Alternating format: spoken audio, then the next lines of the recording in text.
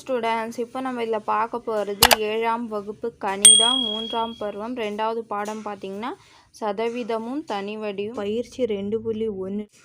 3வது கொஸ்டின் பாருங்கள். ஒரு கட்ட பலகையின் டாட்போர்டு படம் கொடுக்கப்பட்டுள்ளது. வெள்ளை நிற பகுதியின் சதவீதத்தையும் கருப்பு நிற பகுதியின் சதவீதத்தையும் காண்கன்னு கேட்குறேன். அப்போ சதவீதம் கண்டுபிடிங்கன்னா மொத்தமாக எவ்வளோ இருக்குன்னு பாருங்கள். அப்போது அது பகுதியில் வரும். அதுக்கப்புறம் கருப்பு நிற, அதுக்கப்புறம் வெள்ளை நிற எவ்வளோ இருக்குது. மொத்தமாக இருக்கிறது பார்த்திங்கன்னா 20 இருக்கும். கருப்பு பார்த்திங்கன்னா 1 2 3 4 5 6 7 8 9 10.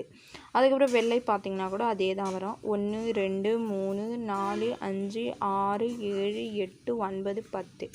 புரிஞ்சுதுங்களா? அப்போ இது மொத்தமாக எவ்வளோ இருக்குது. வட்டக்கோணு பகுதி மொத்தமாக பார்த்திங்கன்னா இப்போ 20 இருக்குது. 1 2 3 4 5 6 7 8 9 10 11 12 13 14 15 16 17 18 19 20. அப்போ 20 இருக்குதுங்களா? அப்போது இதுக்கு சதவீதம் கண்டுபிடிக்கணும். அப்போது இதுக்கு ஆன்சர் ஃபஸ்ட்டு பாருங்கள். மொத்தமாக எவ்வளோ இருக்குன்னு. அப்போது மொத்த வட்ட கோண பகுதிகள் பார்த்திங்கன்னா எவ்வளோ மொத்தமாக 20. அதுக்கப்புறம் வெள்ளை நிற. இப்போது வெள்ளை நிறத்துக்கு நம்ம சதவீதம் கண்டுபிடிக்கணும் இல்லை. அப்போது வெள்ளை எவ்வளோ இருக்குதுன்னு ஃபஸ்ட்டு தெரியணும். அப்போது வெள்ளை பார்த்திங்கன்னா எவ்வளோ நம்ம கூட்டணும் 10 இருக்குதுன்னா அதனால வெள்ளை நிற வட்ட கோண பகுதிகள்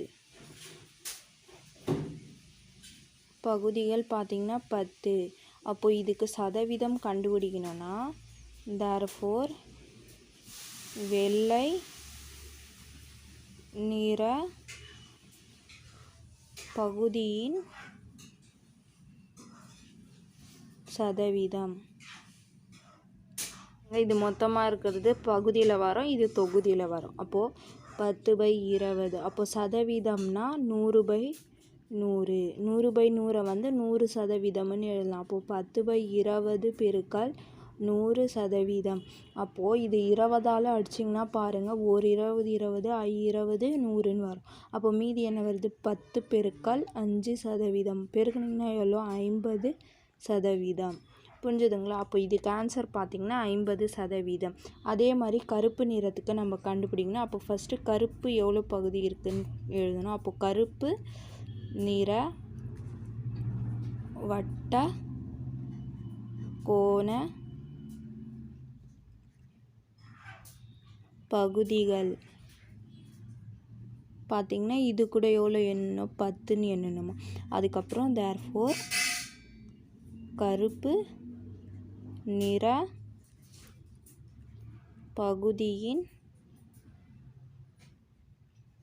சதவீதம். அப்போ சதவீதம் இஸ் ஈக்குவல் டு இது கூட அதே மாதிரி தான். இது மொத்தமாக எவ்வளோ 20, இது எவ்வளோ 10. அப்போது இது 10/20 பெருக்கல் 100/100.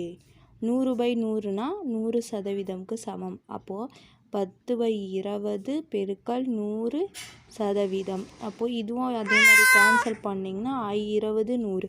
அப்போது 10 பெருக்கல் 5% பெருக்குனிங்கன்னா எவ்வளோ 50%.